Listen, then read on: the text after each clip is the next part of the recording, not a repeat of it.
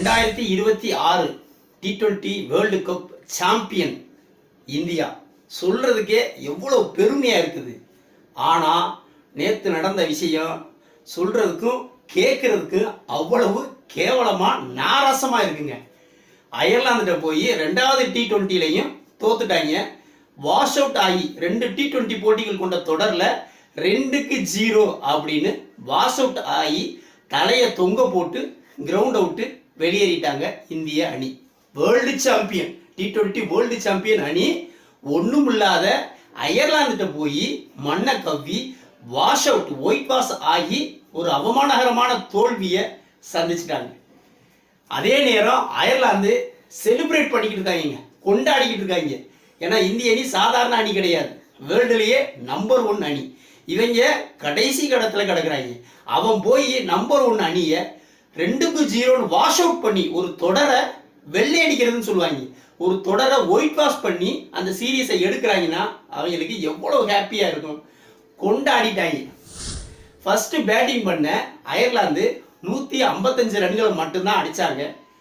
இதை கூட அடிக்க முடியாம இந்திய அணி ஆக கேவலமா ஆடி ஒரு தோல்வியை தழுவிட்டாங்க. இந்திய அணியுடைய மிரட்டல் பேட்டிங் வரிசை என்ன ஆச்சு? ஐபிஎல்லாம் அடி அடின்னு அடிச்சாங்க. எல்லாம் 200, 220, 250, 300 வரைக்கும் அசால்ட்டா அடிச்சாங்க. ஆனா இங்கே ஒரு 150 ரன்களை சேஸ் பண்ண முடியல. ஏன் அப்படிங்கிற ஒரு பெரிய கொஸ்டின் மார்க் நம்ம முன்னாடி நிக்குது. ஏன்னா ஐபிஎல்ல ரசிகர்களை கவர்றதுக்காண்டி, பணம் கொளிக்கிறதுக்காண்டி நல்ல ஃபிளாட் ட்ராக் போட்டுறாங்க. ஃபிளாட் ட்ராக்கை போட்டு அடி அடின்னு அடிச்சு அதுல திறமையை காட்டுறாங்க. 19 பாலுக்கு 50, 25 பாலுக்கு 100 இந்த மாதிரிலாம் அடிச்சு இந்திய பேட்ஸ்மேன்கள் வேர்ல்டுலயே பயங்கரமான அச்சுறுத்தக்கூடிய ஒரு பேட்டர்கள் இந்தியன் பேட்டர்கள் அப்படின்னு உலகுக்கு காமிச்சிட்டாங்க. இது எதுல? ஃபிளாட் ட்ராக்ல ஒரு வணிக ரீதியா, ஒரு வியாபார ரீதியா பணத்துக்காக அந்த மாதிரி செஞ்சது இந்திய அணிக்கு இப்போ ஆப்பா முடிஞ்சிருக்கு அப்படின்னு நான் சொல்லுவேன். அயர்லாந்து, இங்கிலாந்து மாதிரியான பிச்சஸ் ஃபிளாட் ட்ராக் கிடையாது. பவுன்ஸ் பிச் ஆகும், பவுலருக்கு ஓரளவு நல்லா சப்போர்ட் பண்ணும். பால் எதிர்பார்த்த மாதிரி வராது. அந்த மாதிரி பிச்சஸ்ல திறமையை காட்டுறவன் தான் உண்மையான பிளேயர். இங்க இந்திய அணியுடைய பருப்பு வேகல, இந்திய அணிக்கு செல்ஃப் எடுக்கல அப்படின்னு தான் சொல்லணும். T20 world cup 2026 world cup வாங்க காரணமான கதாநாயகன் யாருன்னு பார்த்தா சாம்சன். சாம்சன் 2 போட்டியிலையுமே, ஃபர்ஸ்ட் போட்டியில 4 ரன்னு, 2வது போட்டியில டக்கு. அடுத்து அபிஷேக் சர்மா. அபிஷேக் சர்மா யாருமே ஆடாத நிலையில ஃபர்ஸ்ட் T20ல 50 ரன் அடிச்சாப்ல. இந்த 2வது போட்டியில டக்கு, சோழி முடிச்சு. அடுத்ததான் இஷான் கிஷன். இஷான் கிஷன் ஃபர்ஸ்ட் போட்டியில 3 ரன்ல அவுட்டு, 2வது போட்டியில துரதிர்ஷ்டவசமா 5 ரன்லயோ 6 ரன்லயோ ரன் அவுட்டு. இஷான் கிஷன் கதை முடிஞ்சது. கேப்டன் ஸ்ரேயஸ் ஐயர் அதுக்கு மேல. எப்பா, ஸ்ரேயஸ் ஐயர் ஏற்கனவே சூரியகுமார்ட்ட இருந்த கேப்டன்ஷிப்பை வாங்கி ஒன்ட்ட கொடுத்தாங்க. சூரியகுமாராவது சக்சஸ்ஃபுல்லா கொண்டு போனாப்ல. சூரியகுமார் மட்டும்தான் பேட்டிங்ல பெருசா சோபிக்கல. ஆனா அணியை சக்சஸ்ஃபுல்லா கொண்டு போன மனுஷன் எந்த T20 தொடரையுமே இழக்கல. கடைசியா 16 தொடர் ஜெயிச்சு ரெக்கார்டு வேற வச்சிருந்திருக்காப்ல இந்த சூரியகுமார். ஆனா அந்த சூரியகுமாரை தூக்கி வெளியே போட்டுட்டு, தனிப்பட்ட முறையில பெர்ஃபார்மன்ஸ் இல்லை அப்படின்னு தூக்கி வெளியே போட்டுட்டு, மிகப்பெரிய பொறுப்பான இந்திய அணியோடைய கேப்டன் அப்படிங்கிற மகுடத்தை, அப்படிங்கிற ஒரு பதவியை உன் கையில தூக்கி தார வார்த்து கொடுத்தாங்க. நீ என்ன செஞ்ச? உன்னால என்ன முடியுமோ அவ்வளவு செஞ்ச. ஃபர்ஸ்ட் போட்டியிலையும் நல்ல டீமை எடுத்துட்டு போய் ஜெயிக்க வச்சிருக்கலாம். ஃபர்ஸ்ட் போட்டியிலையும் 6 ரன்னோ 7 ரன்லயோ அவுட் ஆகி போயிட்டேன். சரி, 2வது போட்டியாவது லோ ஸ்கோர் தான், 150+ தான். இதுலயாவது ஆடி அணியை கரை சேர்ப்பு அப்படின்னு பார்த்தா இதுலயும் 10 ரன்னோட நடைய கட்டிட்டேன். கேப்டன் அப்படிங்கிறவரு தானும் ஆடணும், அணியையும் சிறப்பா வழி நடத்திட்டு போகணும். இது ரெண்டுமே ஸ்ரேயஸ் ஐயர்கிட்ட பார்க்க முடியல.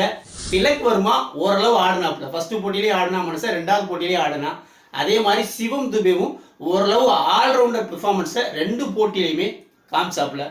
பவுலிங் டிபார்ட்மெண்ட்லாம் ஓரளவு நம்ம பெருசா குறை சொல்ல முடியாது. இந்த பேட்டிங் ஆர்டர் ஒட்டு மொத்தமா சீட்டு கட்டு மாதிரி சரிஞ்சு யாருமே சோபிக்காம இந்த மாதிரியான ஒரு கேவலமான ஒரு தோல்வியை, அதுவும் ரேங்கிங்ல கடைசி இடத்துல உள்ள அயர்லாந்துட்ட தோத்தது இந்திய ரசிகர்களுக்கு மிகப்பெரிய அதிர்ச்சி அளிப்பதா இருக்குது. இதுல ஒரு சுவாரஸ்யம் பிளஸ் காமெடி என்ன அப்படின்னா, 19 ஓவருக்கு இந்திய அணி 135 ரன்களை எடுத்திருந்தாங்க. 8 விக்கெட்டுகளை இழந்துட்டாங்க. சிவம் துபே அவுட் ஆயிட்டாப்ல, திலக் வர்மா அவுட் ஆயிட்டாப்ல. இவங்க 2 பேரும் இருந்திருந்தா இந்திய அணிக்கு வெற்றி வாய்ப்பு அதிகமா இருந்தது. இவங்க 2 பேரும் அவுட் ஆயிட்டதுனால அவ்வளவுதான், இந்தியா முடிஞ்சது, தோத்துட்டாங்க அப்படின்னு சொல்லிட்டு 19 ஓவர்ல முக்காவாசி பேரு சீட் விட்டு எந்திரிச்சு கிளம்பிட்டான். ஆனா அவ்வளவு சப்போர்ட் இருந்தது இந்தியாவுக்கு. அயர்லாந்துல அவ்வளவு சப்போர்ட் இருந்தது. எல்லாம் 19 ஓவரோட மூட்டை கட்டிட்டாங்க. ஏன்னா ஒரு பேட்ஸ்மேன் கூட ரெகக்னைஸ்டு பேட்ஸ்மேன் கிரீஸ்ல இல்ல. கடைசி ஓவருக்கு 20 ரன் அப்படிங்கிறத இந்த ஹர்ஷீத் சிங்கும் ஹர்ஷித் ராணாவும் சேர்ந்து அடிச்சுக்கிறவங்கள முடியாது அப்படின்னு சொல்லி எந்திரிச்சிட்டாங்க.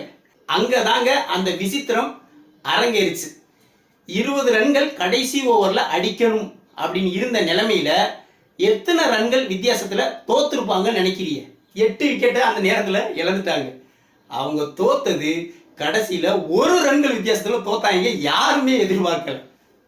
என்னாச்சு அப்படின்னா, கடைசி ஓவர் வந்து ஸ்பின் போட்டாங்க. அதுல வந்து ஃபர்ஸ்ட் பாலே ஒயிட போட்டாப்புல, அடுத்து ஒரு பால் சிங்கிள், அடுத்த பால் வந்து 4, அடுத்த பால் ஒரு நோ பால் ஒன்று போட்டாப்புல, அதுல 2 ரன் ஓடிடுவாங்க. 4 பாலுக்கு நம்ப மாட்டீங்க 12 ரன் அடிச்சிருந்தாங்க. கடைசி 2 பந்துக்கு 8 ரன் அடிச்சா வின்னு. ஹர்ஷித் ராணா நிக்கிறாப்புல, ஒரு பெரிய ஷாட், ஒரு 6 போனா அடுத்த லாஸ்ட் பாலுக்கு 2 ரன் தான் அடிக்க வேண்டிய சூழ்நிலை அப்படி வந்துடும். 1 ரன் அடிச்சிருந்தா மேட்ச் சூப்பர் ஓவருக்கு போயிருக்கும். கடைசி 2 பாலுக்கு 8 ரன்னு. ஹர்ஷித் ராணா நிக்கிறாப்புல, ஓடி அந்த தூக்கி 5வது பால் ஃபுல் டாஸா போடுறாங்க. ஆனால் நல்லா தான் அடிச்சா மனுஷன். இன்னும் கொஞ்சம் புஷ் பண்ணி டைமிங்கை அடிச்சிருந்தா 6 போயிருக்கும். கரெக்டா 6 லைன்ல கேட்சா மாறிடுச்சு. கடைசி ஒரு பாலுக்கு 8 ரன் அடிக்கணும், வாய்ப்பே இல்லை.